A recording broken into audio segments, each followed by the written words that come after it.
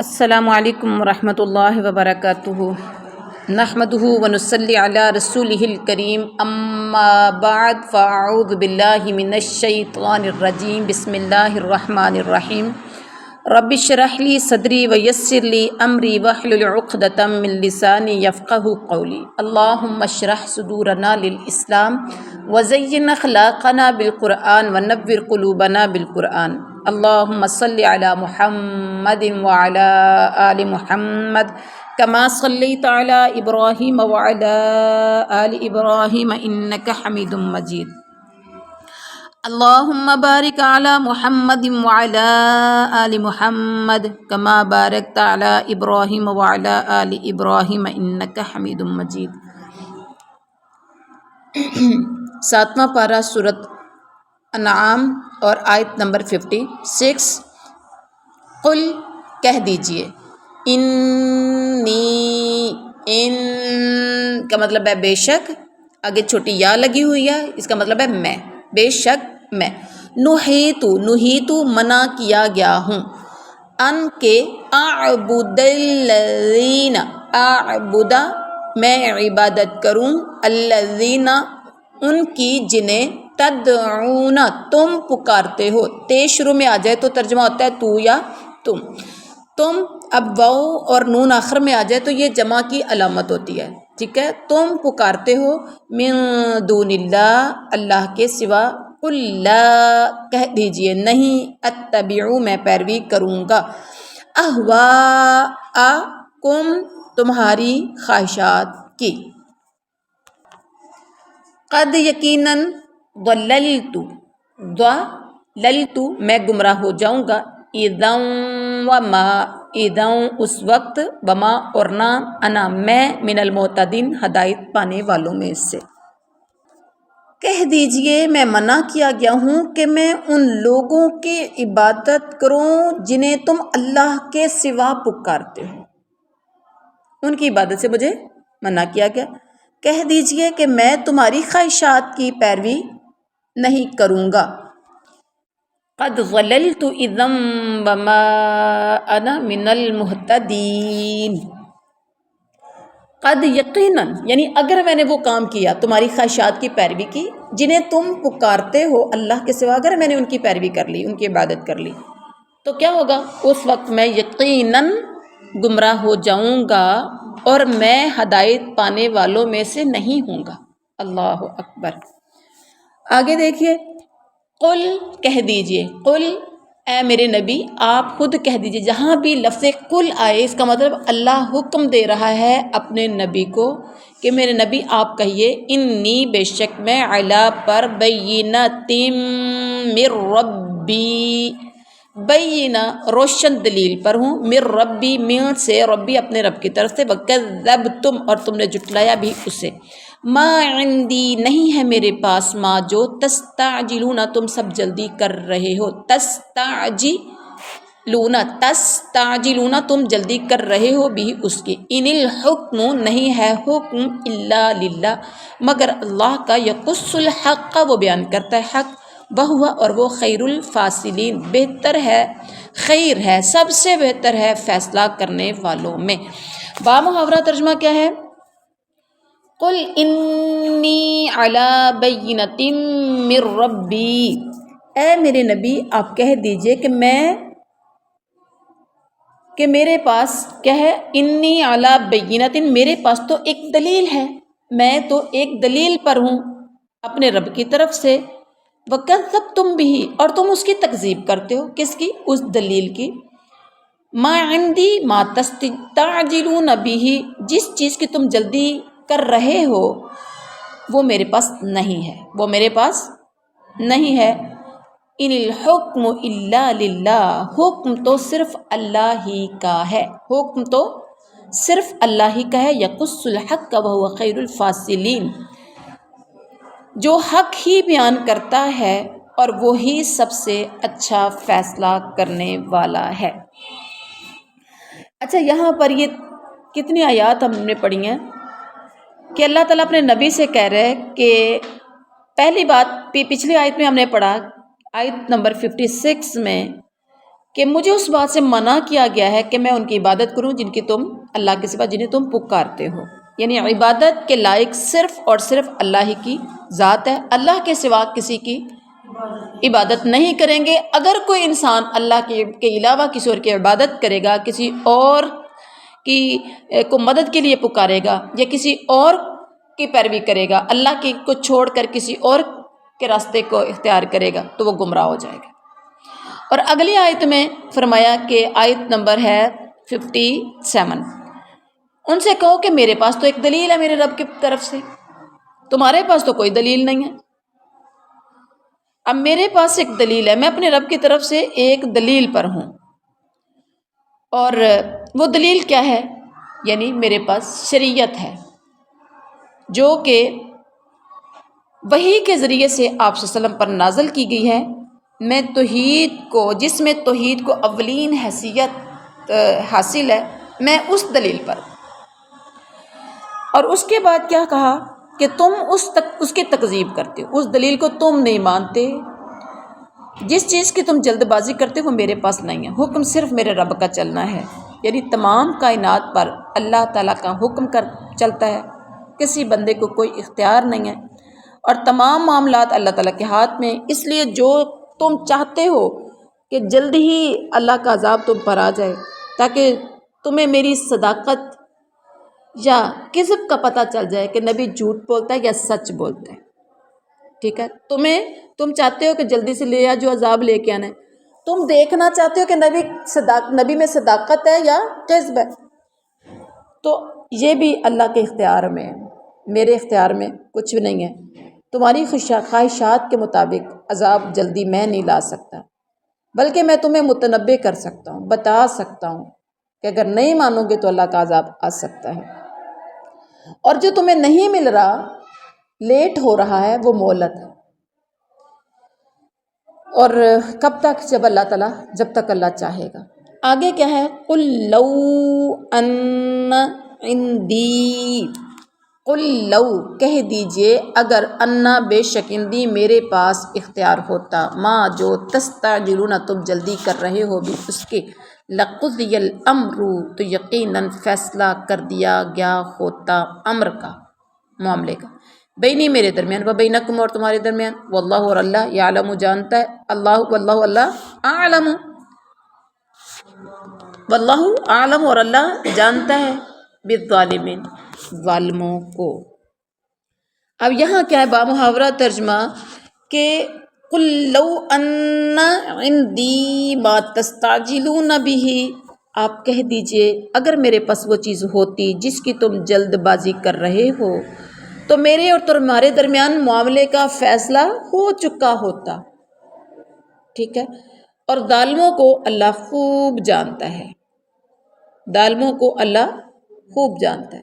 بندے، آپ کو پتہ ہے بندہ جلدی سے نا غصے میں آ جاتا ہے، ایسا ہی ہوتا ہے، ادھر سے بچہ کوئی چیز مانگتا ہے، ادھر ہم تھپڑ بھی لگا دیتے ہیں، ایک بار کہتے ہیں کہ بھی بیٹا میرے پاس نہیں ہے، بچہ بار بار کہتا ہے، ہم ادھر سے تھپڑ لگاتے ہیں، ڈانٹ ڈپٹ کرتے ہیں، ایسا ہوتا ہے، پنش کرتے ہو فوری فوری۔ ادھر سے ٹیچر کی تھوڑی سی نافرمانی بچے نے کی، ادھر سے ٹیچر برس پڑتے۔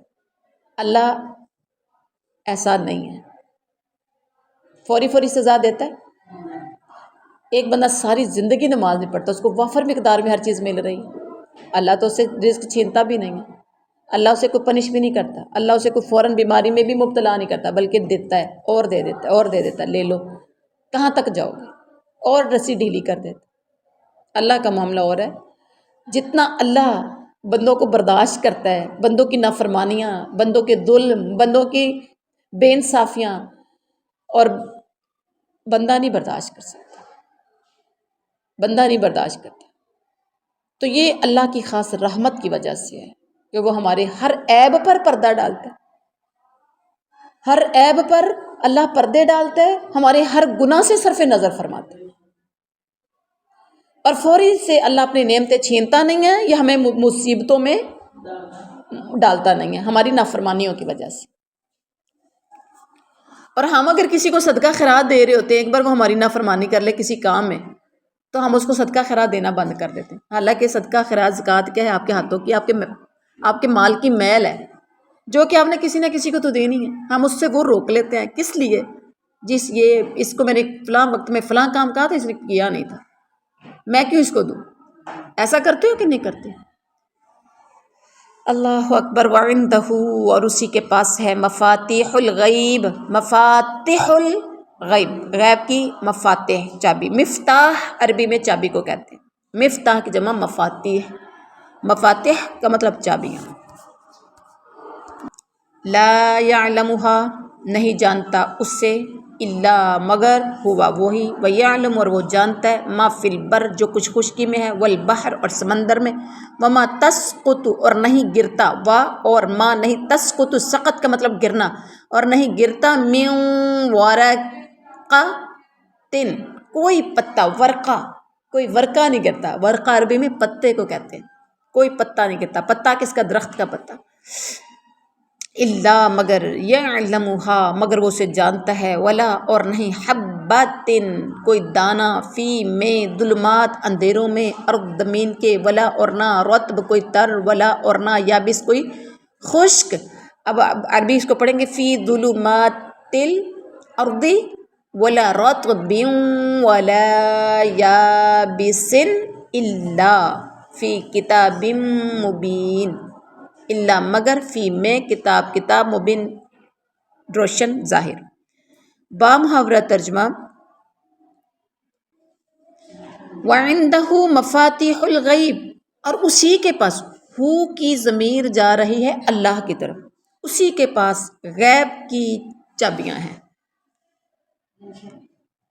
لا يعلمها الا ہوا، اللہ کے علاوہ اس کو کوئی نہیں جانتا، یعنی اللہ ہی کے پاس غیب کی چابیاں، یعنی غیب کے خزانوں کی چابیاں اللہ کے سوا کوئی نہیں جانتا، کہ غیب کے خزانوں میں اللہ نے کیا کیا رکھا ہے، کیا ہے اس کے اندر، اللہ کے علاوہ کوئی نہیں جانتا۔ وما تسقط من ورقۃ ویعلم ما فی البر والبحر، اللہ جو کچھ خشکی میں اور جو کچھ سمندر میں، بر خشکی، بحر سمندر، ٹھیک ہے، جو خشکی اور تری میں ہے اللہ اسے جانتا ہے۔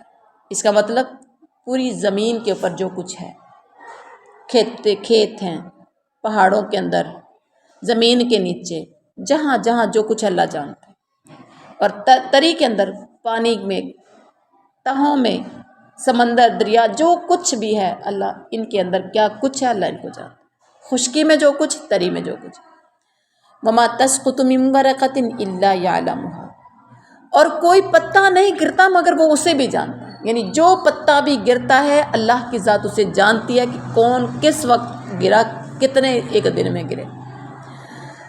لا يعلمها، آگے ولا حبۃ، اور کوئی دانہ ایسا نہیں، فی ظلمات الارض، جو زمین کے اندھیروں میں ہو، ولا رطب، نہ کوئی تر اور نہ کوئی خشک، کیا مطلب کوئی تر خشک کوئی دانہ۔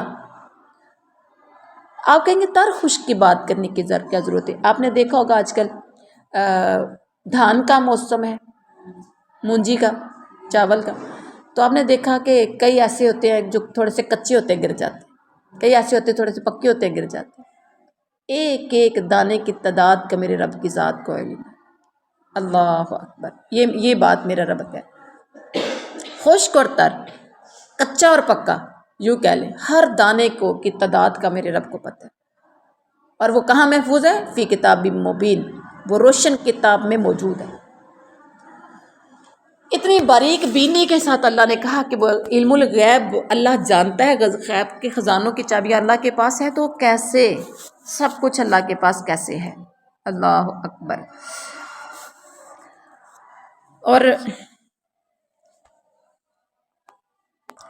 اچھا یہاں دیکھیے اللہ تعالیٰ کیا کہتا ہے، سب کچھ ہے فی کتاب مبین، کتاب مبین میں، کتاب مبین سے مراد لوح محفوظ ہے۔ اس آیت سے بھی پتہ چلا کہ عالم الغیب صرف اللہ کی ذات ہے، غیب کے سارے خزانے اسی کے پاس ہیں، اس لیے کفار و مشرکین اور معاندین کو کب عذاب دیا جائے گا اس کا علم بھی اللہ کی ذات کو پتہ ہے، اور وہی اپنے حکمت کے مطابق اس کا فیصلہ کرنے والا ہے۔ ایک حدیث میں آتا ہے کہ مفاتیح الغیب 5 چیزیں ہیں، مفاتیح الغیب 5 ہے۔ نمبر 1 قیامت کا علم، قیامت کب آنی ہے، کسی کو کوئی پتہ نہیں. بارش کا علم، بارش کا نزول، بارش کا بونی. اس کے بعد ہے رحم مادر میں پلنے والا بچہ، لڑکی ہے یا لڑکا، تندرست ہے یا بیمار. آج کل جو بھی ترقی کی ہے نا، وہ بھی ایک اللہ کے دیے ہوئے علم کے مطابق ہی یہ سب کچھ ترقی کی ہے. اس کے بعد آئندہ کل میں پیش آنے والے واقعات اور موت کہاں آئے گی. کسی کو پتہ ہے موت کہاں آئے گی؟ ان 5 امور کا علم اللہ کے سوا کسی کو نہیں. اب یہاں آپ نے سوال کیا کہ رحم مادر میں کیا ہے، ماں کے پیٹ میں کیا پتہ چل جاتا ہے، لیکن ہر بات سچی نہیں ہوتی، ہر بات سچی نہیں ہوتی. کئی بار ایسا ہوتا ہے کسی کو بیٹی کہا جاتا ہے بیٹا آ جاتا ہے، کئی بار ایسے کہا جاتا ہے بیٹا کہہ کے بیٹی آ جاتی.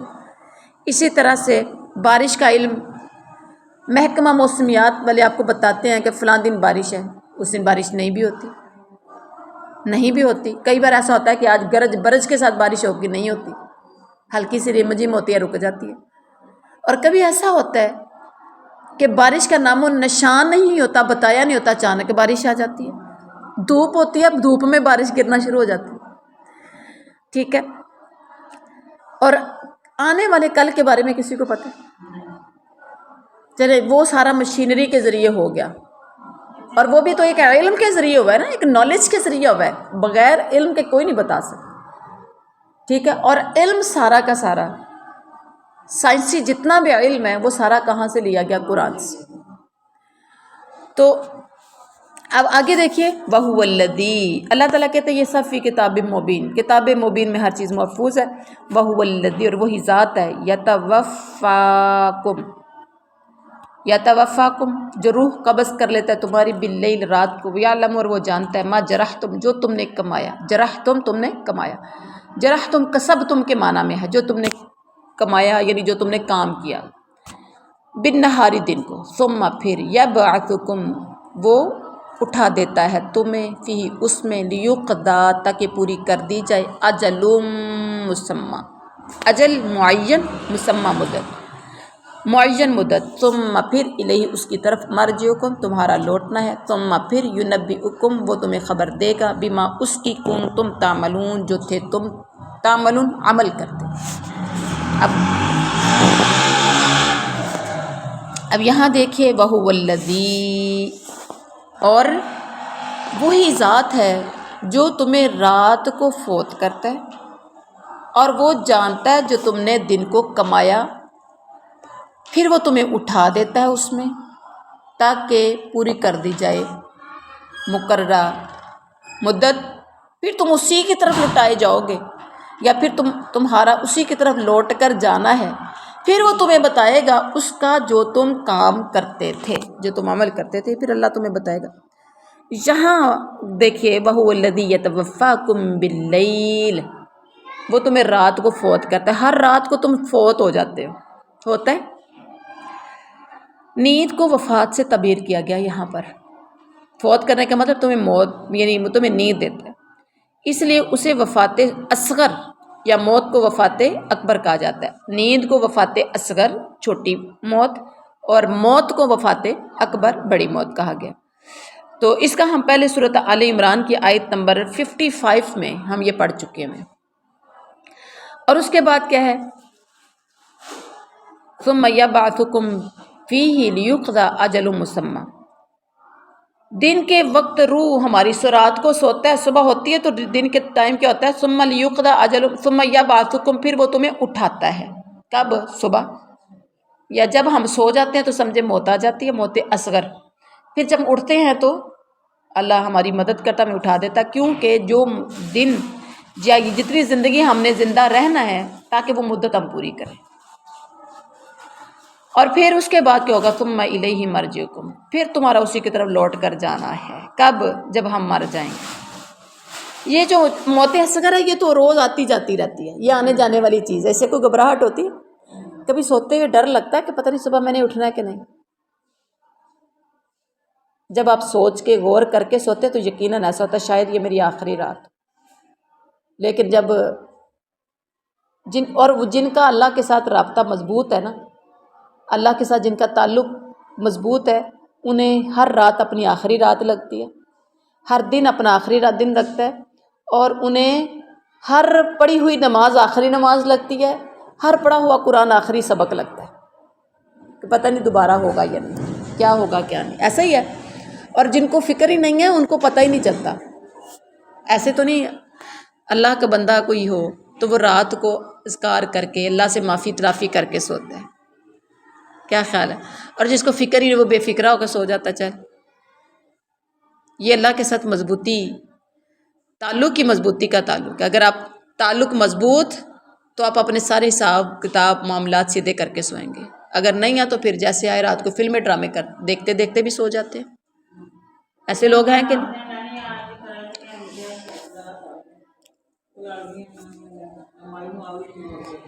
تو یہی چیز ہے۔ ہاں، یہ سلسلہ شب روز اور وفا سے اصغر سے ہمکنار ہونا، دن کو اٹھنا، یہ ہمارا چلتا رہنا ہے۔ لیکن ایک وقت آئے گا جب اللہ کی طرف ہم نے مرنے، ثم الیہ مرجعکم، ہم نے اللہ کی طرف جانا ہے نا، وہ مرنے کا وقت ہوگا، پھر وہ تمہیں بتائے گا، ثم ینبئکم، پھر وہ تمہیں بتائے گا اس کا جو تم عمل کرتے تھے، حساب کتاب اس کے بعد اس کا ہونا ہے۔ ہر بندے کا یہ ہونا ہے، ہر بندے کو یہ فیس کرنا پڑنا ہے۔ اور اگر ہمیں یہ پتہ ہے کہ فیس کرنا پڑے گا تو ہم اپنا کتنا بہتری کی طرف جا رہے ہیں، کتنی اصلاح کرتے ہیں۔ اللہ ہم سب کو ہدایت نصیب فرمائے، اور اللہ تعالی ہم سب کے دلوں میں یہ لگن لگا دے، فکر ڈال دے۔ سبحان ربک رب العزت عما یصفون وسلام علی المرسلین والحمد للہ۔ ناظرین، اسلامک اور ایتھینٹک ویڈیوز دیکھنے، ناظرہ قرآن، قرآنی قاعدہ بات تجوید اور ترجمہ القرآن سیکھنے کے لیے، وہ بھی آسان طریقے سے، ہمارا channel Quran and Islam 36 subscribe اور لائک اور صدقہ جاریہ سمجھتے ہوئے دوسروں کو شیئر کر دیں۔ جزاکم اللہ خیر۔